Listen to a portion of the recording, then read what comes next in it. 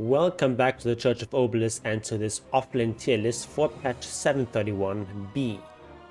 So this is a mostly stat-based tier list that looked at stats from DRUID 2 Pro Tracker, from Spectra Stats and from DotA Plus to come up with this list based on win rates and pick rates. And I've looked primarily at high-level pub Dota, so not competitive Dota, but high-level pub Dota in Immortal bracket, also Divine bracket to some extent. And I've also taken into account to some extent lower level play, but not nearly as much, for the simple reason that balance just matters a lot more at Divine and Immortal level than below there. Because if you're somewhere in Herald or whatever, you can pick anything. Anything can work, and it's just about being comfortable with the heroes you pick. But once you get to Divine, Immortal, then balance actually matters a lot more. So without further ado, let's get into the list. First, we have the S tier. These are the best of the best heroes you can pick in any game, and they're always going to be strong.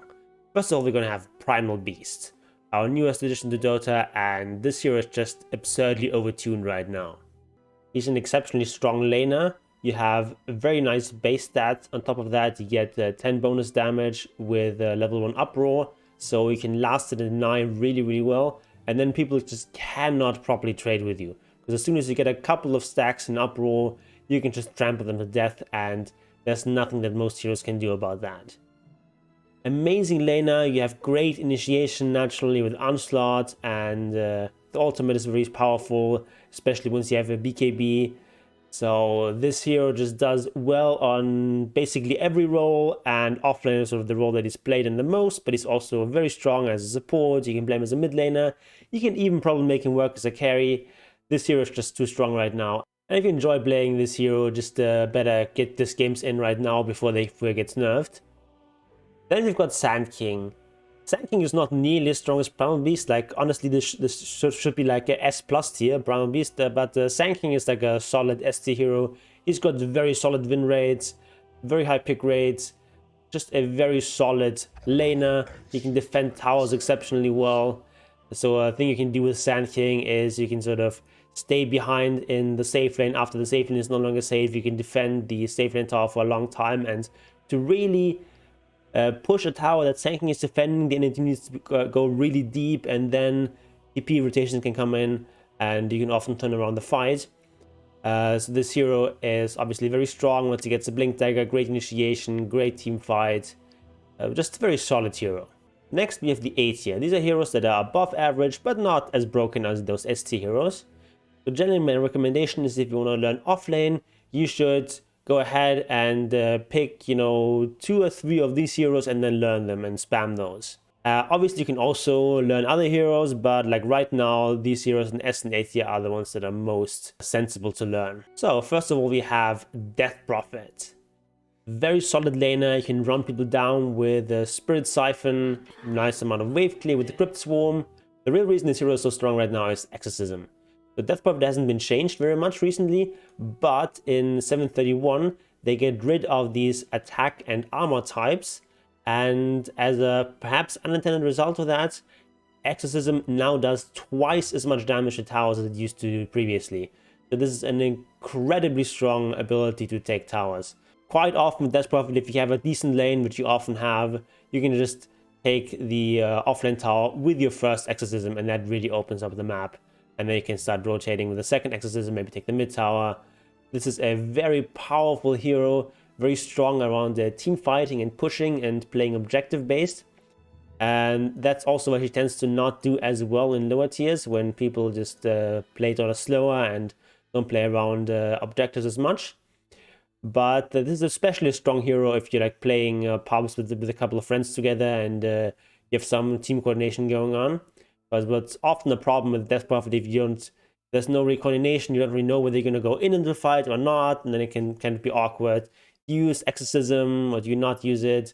But if you have some communication with the team, that becomes a lot easier. Next up, we have Chaos Knight. Not really a traditional offlaner, and definitely very solid as a carry, but you can also play him as an offlaner. Like, this hero has a stun, he's got some sort of initiation tool, and he's actually really good at deleting heroes. And as an offlaner, obviously it doesn't matter as much that Chaos Knight is not the strongest farmer. Although this farming speed has been increased a bit with recent changes where it does bonus damage with Chaos Strike against creeps, but still he's not the strongest farmer. And as an offlaner, you can just go into that armlet.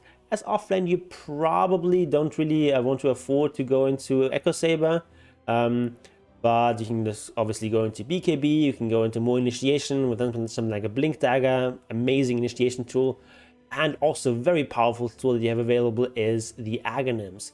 So if you have some sort of carry or mid laner that has strong illusions, then you can use that to just get a bunch of bonus illusions. So what this does is creates an illusion of all allied heroes, including yourself, at the position where those heroes are currently on the map, and you control all of them.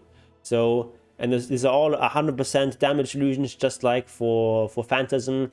They also all jump onto the target with the Reality Rift, assuming they're nearby. This just creates a huge amount of bonus value, and it also dispels all of your heroes on the map, which is also just an amazing value for an Aghanim. So Aghanim's incredibly powerful in this hero, and something you should definitely strive to get as an offlaner. Next, we have Dragon Knight, Davion, the anime hero. Very solid offlaner. He's got a stun. He pushes waves, he pushes towers. He's a dragon. Very solid hero. You cannot go wrong with Dragon Knight. Next up, we have Visage, who is a very different kind of hero. Not played very much in the offlane role, but when he has a very high win rate, so I wasn't really sure where to include him. Just looking at his win rate, he's easily S tier, but then his pick rate is so low that I can't really justify putting him higher than A tier.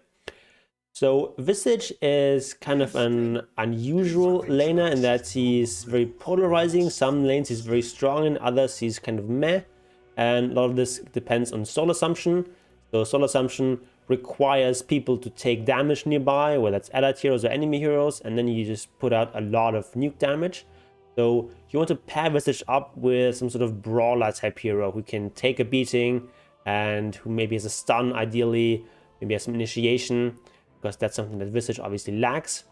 And in a way, the kind of items that Visage likes to go for tend to fit even a bit better into the offlane role, because you like to go for drums, because then you have this amazing upgrade to Boots of Bearing, Flats is a strong item, and these are more like the kind of items that you want an offlane to buy. So Visage actually fits really well in offlane role right now. Next up, we have the Viper. Very powerful laner, obviously. He can really dominate lanes with the poison attack. He can walk people down. Once you have 5 stacks on that, that does an amazing amount of damage. Then you have Nether Toxin, which is great for pushing out lanes and farming stacks, but also obviously disables passives. So very strong against particular kinds of heroes, like playing against something like a Bristleback. But similar to Visage, you tend to want to have some sort of initiator brawler type hero as your pos 4, because Viper obviously is not an initiator. Some of the things go for Weaver. He's a very strong laner and very hard to kill. He's very mobile, and you can go for a variety of different item builds. You can go more some sort of semi-carry right-clickish kind of build, or you can get more the utility items with something like a Solar Crest, Aghanims, this sort of stuff. But, you know, he's a fairly solid offlaner. That's not picked a lot, but when he is picked, his win rate is quite high. Next up, we have Axe. Very solid offlaner these days. Was in the dumpster for quite a while, but nowadays he's quite strong. He's quite a good laner again. Battle Hunger has also been buffed quite a lot. Like, this spell used to be complete garbage, but over the last couple of years they've given it a bunch of nice buffs and additions to make it actually very solid laning ability. And yeah, Axe just in a good state right now. Necro, very solid laner, huge amount of sustain, and you can build all sorts of like aura items in the offlane role. If you really must, you can also go for like Radiance, but that's not really very strong, especially as offlane. Yeah, this hero does a ton of magic damage, has huge sustain, and again, with this hero, just like with Viper, Weaver, Visage, you want to have a +4 that's more of an initiator. That's important to note. Pango, quite a solid hero. His win rate is not spectacular, it's around 50%, but he's picked a lot, so that's why he's in the A tier. Beastmaster is kind of the opposite. His pick rate is fairly low, but his win rate is quite high. The Beastmaster benefits from a bunch of the changes to the neutral creeps, and his Dominator, obviously very powerful. You can get all sorts of very useful creeps. But the aura is no longer quite as strong with neutral creeps combined, because a lot of the creeps were changed, just that they have lower base attack time but higher attack speed, so that the overall attack speed is about the same, but it means that both slows as well as buffs to attack speed are less efficient with neutral creeps. That's like a slight nerf to Beastmaster, but on the whole he's still a very, very solid hero. Then we have Night Stalker, fairly high picked hero, just a strong mid-game team fighting kind of hero, gives you huge vision advantage, and just a very solid hero. Legion Commander, great at pick off, and obviously huge value with press the attack, which is a strong dispel. So pass up great with some kind of carry that doesn't want to get disabled, which is most of them. Good at dealing with many units with both overwhelming odds and moment of courage. So if you're facing up against illusion heroes or zoo heroes, Legion Commander gets some extra value. Wind Ranger, a little bit more of a niche offlaner, but she can still be quite strong. She has a lot of single target damage, she can get pick-offs, typically more commonly played as a mid laner, but can also work as an offlaner. And the same thing is true for good old Syllabear or Lone Druid. Not really an offlaner, I would not play him in the offlane, but the hero is very strong right now, so that he can work even in the offlane, but really play this hero as a carry or as a mid laner. Just much better in those roles. Now we go to the B tier. These are heroes that are in the middle of the pack. They're not too strong, nor too weak, but they're very solid heroes that you can still pick if you like them, or if it's a good game for them. First we have BREWMASTER, obviously great team fight with this ultimate.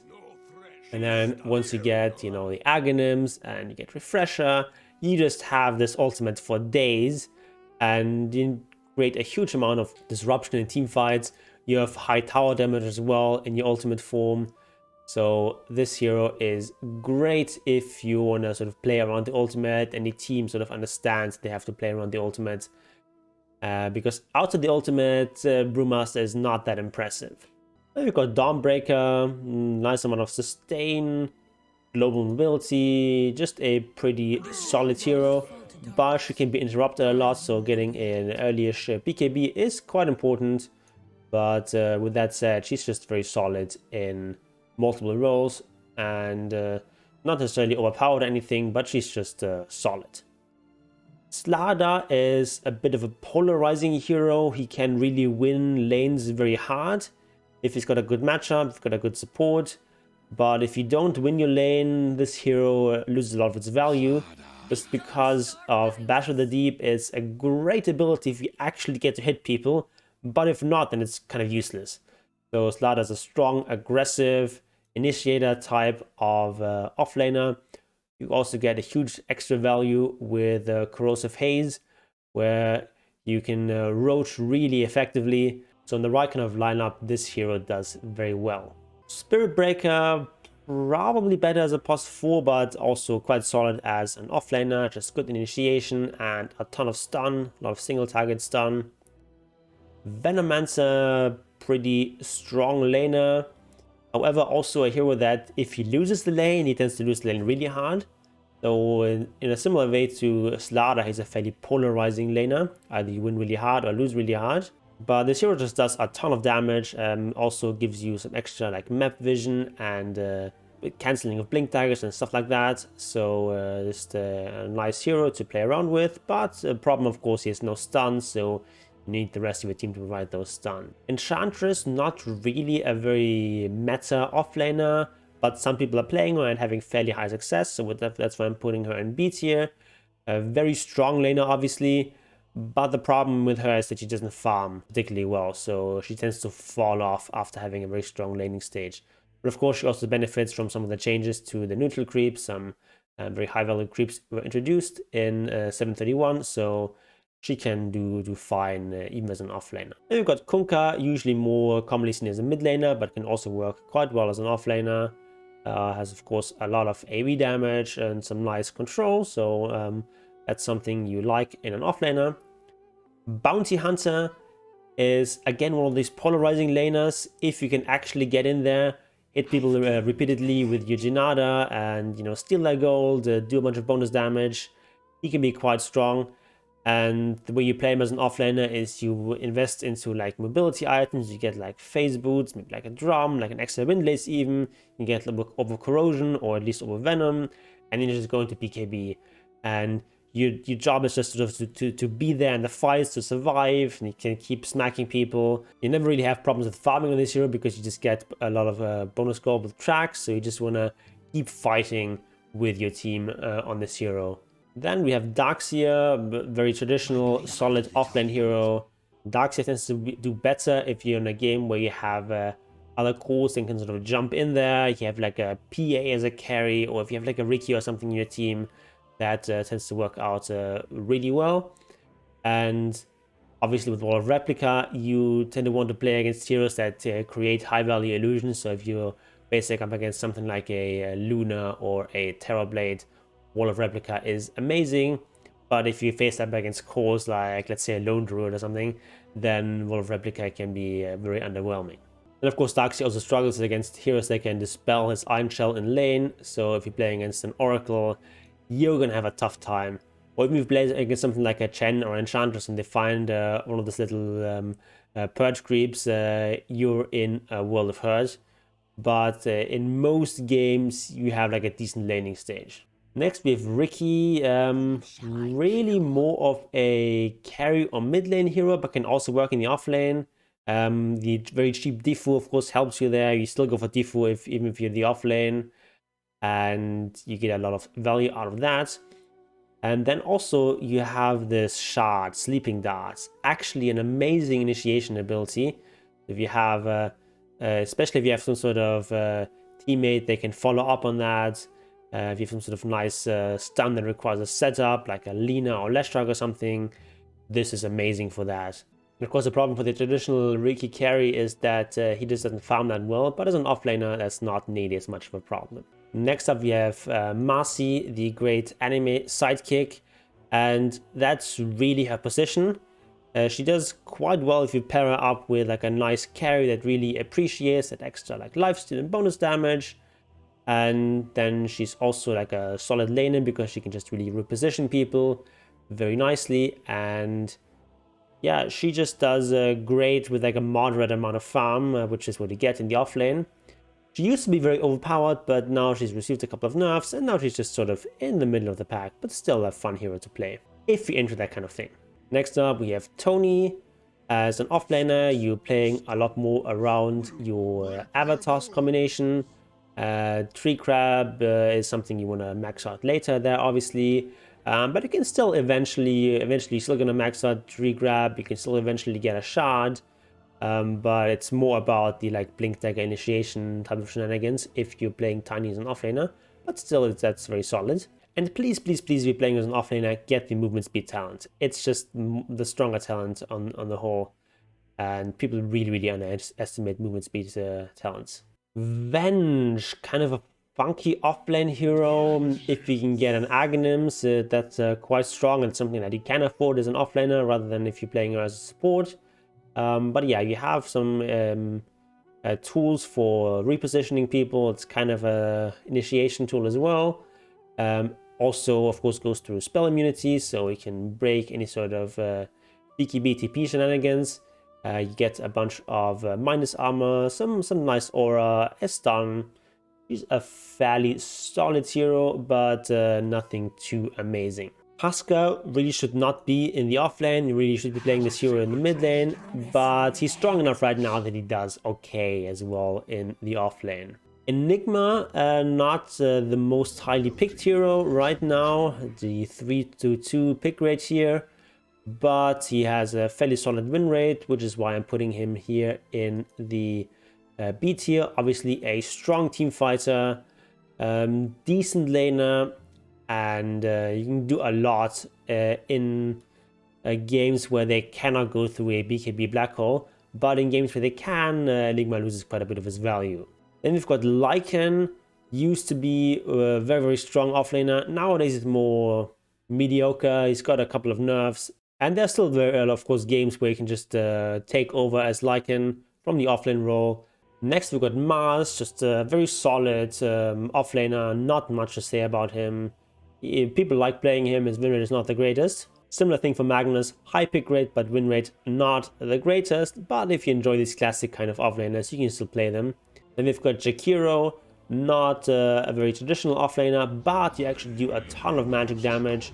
This hero can definitely work as an offlaner, but it's a bit more niche, which is why I'm only putting him in here in the B tier.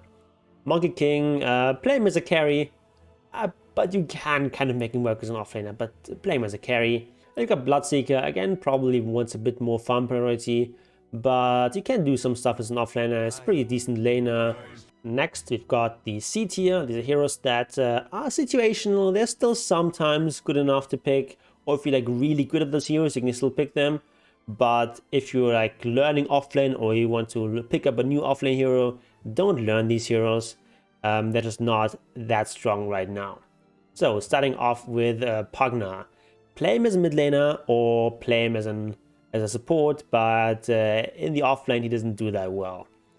Phoenix, play him as a support, he just does not really scale well enough to justify picking him as offlane. Void Spirit, wants more farm, play him in the mid lane. Razor, again, a hero that wants more farm. He's one of those heroes where you can pick him as a counter pick if you know what the enemy carry is, for example. If you know you're laning against a lifestealer or something, Razor is an amazing counter pick for that. But in most of the time in pub games, you're not gonna pick your offlaner knowing the enemy carry. So in most situations, not that great of a pick. Then we've got Elder Titan, who is no longer quite as good as a core as he used to be. You can still play him if you're really good at him. But if you do, I would recommend more a POS 4 or POS 5 role, but you can make him work. Bristleback is the hero that's great for noob stomping, but once people know how to play around him, he's not that great anymore.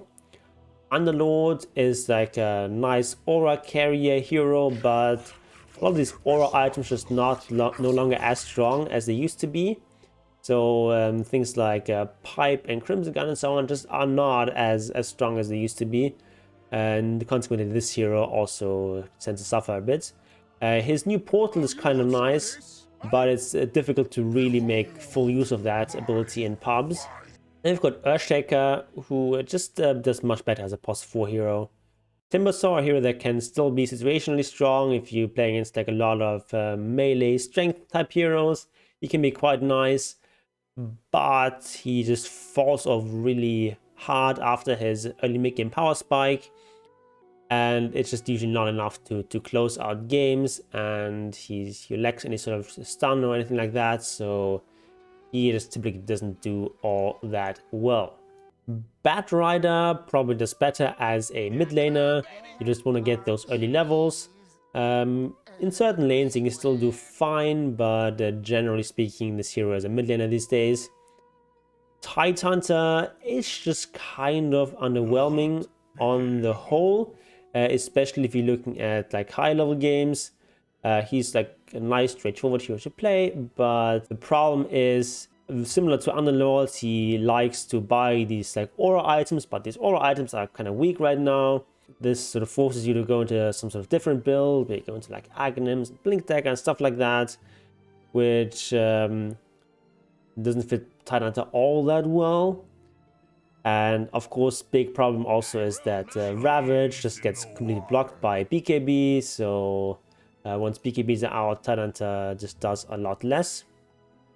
Centaur is just a bit underwhelming right now. He's been nerfed a bit too much, I think, and he still does well in lower level games, but in like Divine and Immortal games, his win rate is pretty underwhelming.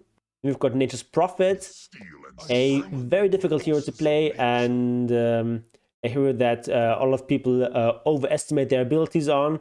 A lot of times people think, oh, you know, I'm split pushing and making things happen, but actually they're just feeding and not contributing to team fights.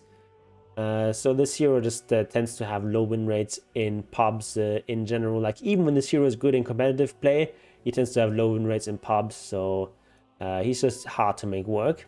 Quap just does much better as a mid laner, and yeah, as offlaner, she just tends to be not strong enough. Doom has fairly low win rates. It's actually a bit of a surprise to me. I thought he was a bit better than this, but yeah, his win rates are like very low across the board. Doesn't matter whether in Herald or in Immortal, this hero just doesn't really win games. Then we've got Undying, who's a great support, but just not a good offlaner. Then finally we get to the D tier. These are the heroes that you just should not pick in the offlane role. So what all these heroes have in common is that this is just not the right role for them. So OD used to be a pretty decent offlaner back when the Meteor Hammer was very strong. But now that Meme Hammer has been nerfed, it's no longer really the go-to build. Nowadays you play a lot more around the Arcane Orb, and that just means you need more farm priority, and that means playing in mid. Then Hoodwink does decently well as a support, but as an offlaner just doesn't scale well enough. And then these last three are just in general kind of weak heroes right now. But in particular, they're very weak in the offlane. So if you have to play these heroes, play them as POS 4 or POS 5, but don't play them in the offlane. So that is the state of the offlane role in 731B. If you're interested in support, I will make a tier list for POS 4 and for POS 5 in the near future. But if you want to look at mid and carry, I've already made those tier lists. So go watch those videos, and all is willing, I will see you there.